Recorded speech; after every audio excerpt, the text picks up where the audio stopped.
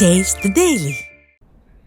சென்னை பூவிருந்தவல்லி கிளை சிறையில் கைதி சிறையில் இருந்து செல்போன் சிம் கார்டுகள் பறிமுதல் செய்யப்பட்ட சம்பவம் பரபரப்பை ஏற்படுத்தியுள்ளது. இது தொடர்பான கூடுதல் தகவல்களை செய்தியாளர் சுரேஷிடம் கேட்கலாம். வணக்கம் சுரேஷ், இது தொடர்பான முழு விவரங்கள். வணக்கம் அருண். சென்னை பூந்தமல்லி தனி கிளை சிறையிலிருந்து கைதிகள் அறையிலிருந்து செல்போன் சிம் கார்டுகள் பறிமுதல் செய்யப்பட்ட சம்பவம் இந்த பகுதியில் பெரும் பரபரப்பை ஏற்படுத்தியுள்ளது.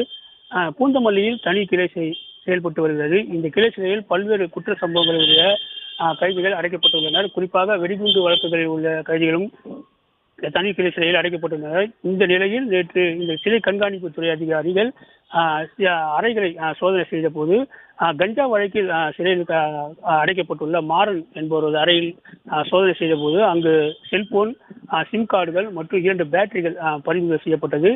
இதனையடுத்து அந்த அறையில் இருந்தவர்களிடம் போலீசார் தீவிர விசாரணை மேற்கொண்டு வருகின்றனர்.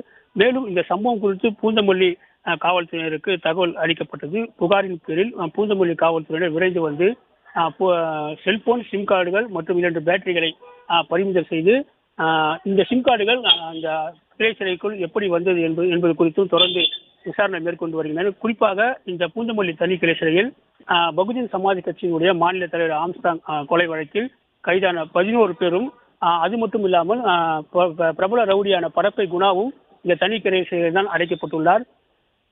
மேலும் இது தொடர்ந்து இந்த தனி கிளை சிறையில் இது போன்று கஞ்சா பொட்டலங்கள், சிம் கார்டுகள், செல்போன்கள் பறிமுதல் செய்யப்பட்ட சம்பவம் தொடர்ந்து அரங்கேறி வருகிறது என்பது குறிப்பிடத்தக்கது. அருண், விவரங்களுக்கு நன்றி சுரேஷ்.